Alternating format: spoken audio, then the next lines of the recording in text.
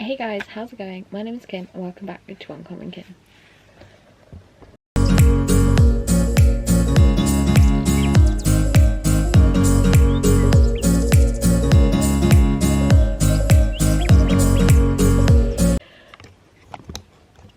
There we go. So today I'm going to be doing my quarterly wrap up for July, August and September. Now, there isn't actually that many books. Mainly because July I did actually read quite a few, and I'm pretty sure all of them were for Summerween. And then August I didn't read any because my slump kicked in. And then September I read 2 as I was just getting back into reading. So it's not that big. I mean, July 9, I think I read 9 books in July and only 2 in September, so it's not that massive. But I thought I would still do this quarterly wrap up anyway, since I have done it for like the last part of the year. It just kind of made sense. So let's get on to July. So the first 3 books I read in July are actually all graphic novels, and they're a part of the same series, and that is the Sheets series. This is about a ghost who basically haunts this laundromat of this girl who had lost her mum and going through the grieving process after losing her mum. It's really cute illustrations. I really enjoyed this. So I read volume 1, volume 2, and I was kindly gifted an Arc of Lights, which is volume 3, and I also did a review for that. But yeah, there's a whole vlog of me reading these if you are interested. But yeah, I absolutely love this series. It is a 5-star series for me. I can't fault it. It was just so good. But yeah, that's the first 3 books. The next book I read was The Third Wife by Lisa Jewell. I'm slowly making my way through her backlist. It is quite long though, and this was just another one that I read for that. I can't actually remember what I gave this. Let me just double check.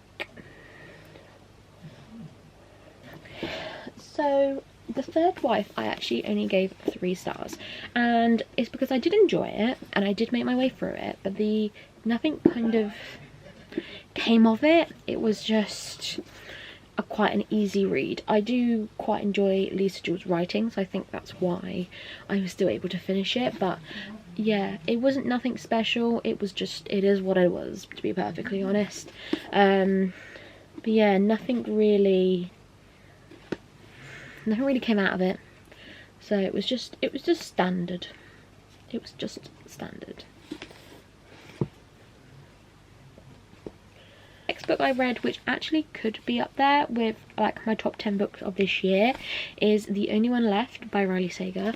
I bloody loved this book. I ate it up. I finished it in about 12 hours. It was really good. I kind of would recommend it to people if you like Verity. If you liked Verity, you probably would like this because it follows a similar-ish plot line, but it was just phenomenal. Honestly, could not fault this in the slightest.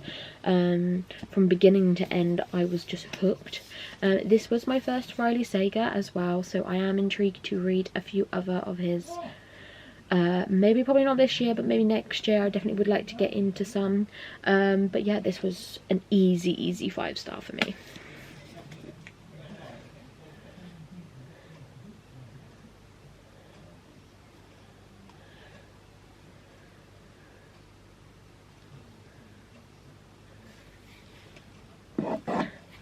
The next book I read was How to Sell a Haunted House by Grady Hendrix.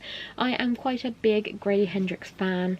There is not much by him that I haven't enjoyed, and I must say this was another one. This was a 5-star for me. I really enjoyed it. It really kept me on the edge of my seat. also just noticed it's signed by Grady Hendrix and there's like a little ghost. That's quite cute. But yeah, I honestly just could not fault this in the slightest. There's yet to be a book that's disappointed me by Grady Hendrix.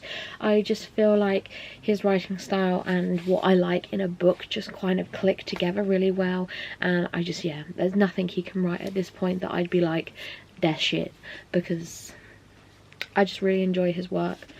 I think there's a few more on his backlist I need to get to. Does he have a list of his books in here? Doesn't look like it. Yeah, doesn't look like it, but yeah, I'll get to them all eventually. But on the lines of Riley Sager, Grady Hendrix, I also read My Best Friend's Exorcism for the first time. And actually, there's me hyping up Grady Hendrix, but this is only a 4-star for me because it was good, but it, like, everyone raves about this book and it just wasn't it for me. I still enjoyed it and I still would say it is a good book, but kind of the exorcism part to it just wasn't a bit of me. But I can understand why people would enjoy this, and I understand why people love Grady Hendrix from this. Like, it is a good, and the cover is stunning. But yeah, it was still really good. Like, I gave it 4 stars. That's not a bad book, that's a good book. It was just the ending was a bit like Bishwa. Like, it just didn't really go anywhere. So yeah, a 4-star. And the final book for July was The Drift by CJ Tudor, which I did give 5 stars.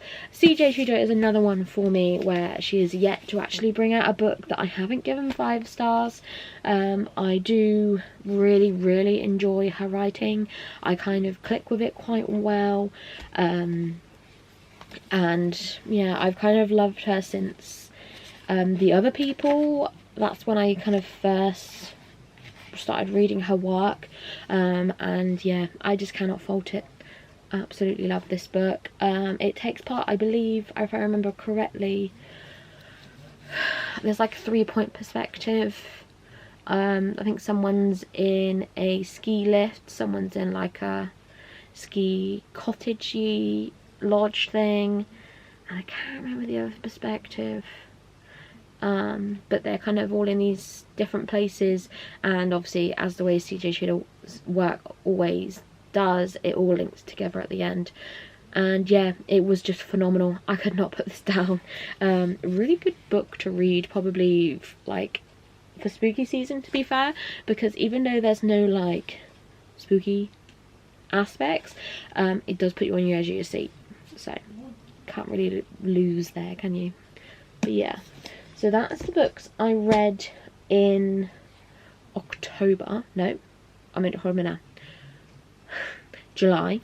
And then in August, unfortunately, I did not read a single book apart from Hold Fire, Fullmetal Alchemist Volume 3. It was the only book I read in August. As we all know by now, I think I love Fullmetal Alchemist. I will give every single one of these 5 stars. Again, was a 5-star. This is a manga, if you do not know, about 2 brothers who use alchemy to try and bring their mum back to life. And in doing this, they fail to do so, but then ends up losing...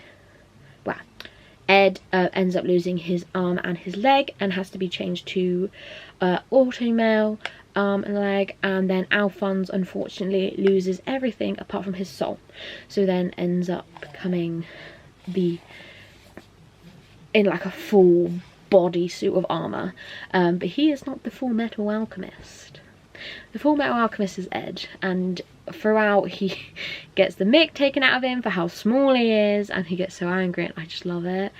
Honestly, cannot fault this series in the slightest. It's one of my favourites. But yeah, so I read Volume 3. It was 5 stars. Happy days. But yeah, that was the only book I read in August. And then in September, I read 2 books. So still not amazing, but at least it was something. So the first book I read was City of Brass by S.A. Chakraborty. I absolutely loved this. This was a 5-star. I believe I've done... Have I done a vlog of reading this? I know I have a vlog of this other one coming, but I don't know about this. Yes I have, because it was in my Kindle wheel video. But yeah, absolutely love this. 100% 5 stars.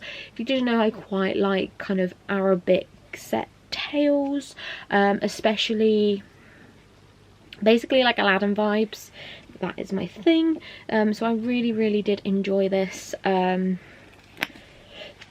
Canny Fault, and it is on the list for me to finish the series this year.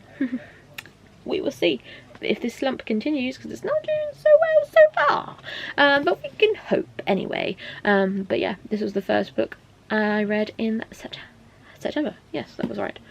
And the second and last book I read in September, and the last book of this quarterly wrap-up, is Night Shadow by Sebastian D. Castel. So I read this for a Pokeathon weekend thing that Jade from @JadeReads did, and I loved it. 5 stars. It was amazing, phenomenal. I'm currently making a reading vlog of me finishing this series, so I'm currently halfway through Saint's Blood. I had been halfway through Saint's Blood for about 2 weeks, but that's besides the point. I'm halfway through Saint's Blood, and then I need to move on to Tyrant's Throne, hopefully this month, because it is on my Spookopoly TBR. We can hope. But if you don't know what this story is, it is about the Greatcoats, who are a group of men. There's 3 of them that we follow, so it is Kest, Brasti, and Falcio, and we basically follow them as their king gets murdered and they get framed for it, and we then follow them throughout the entire series of them fighting all these people and trying to figure out who, what, where and why. And there's so much that happens in this series, and I love it so much. It has a special place in my heart. We love the Greatcoats. But yeah, I'm hoping I can kind of finish the series off, hopefully this month, depending on how my reading goes, and then you guys can see a reading vlog of me reading this entire series very soon. But yeah, that is basically it for this quarterly wrap up. Unfortunately, it's not been a very good reading months for me, just because I've been in a bit of a slump. There's just been a lot going on, but yeah, I'm kind of over it, I think. I hope, because I can't take much more of this. But yeah, we can hope that I'm kind of finished now. But yeah, thank you guys so much for watching. If you enjoyed, like and subscribe, and I will see you all again very soon. Bye.